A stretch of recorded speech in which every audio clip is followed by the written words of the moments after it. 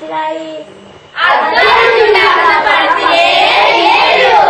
എന്ത്?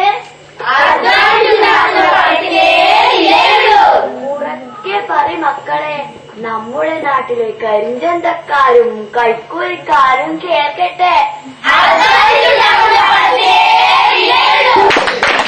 പൂവാടിതങ്ക പൂവാടിതങ്ക അച്ഛനെ കാണാം പൂവാടി. പൂവാടിതങ്ക പൂവാടിതങ്ക അച്ഛനെ കാണാം പൂവാടി. പൂവാടിതങ്ക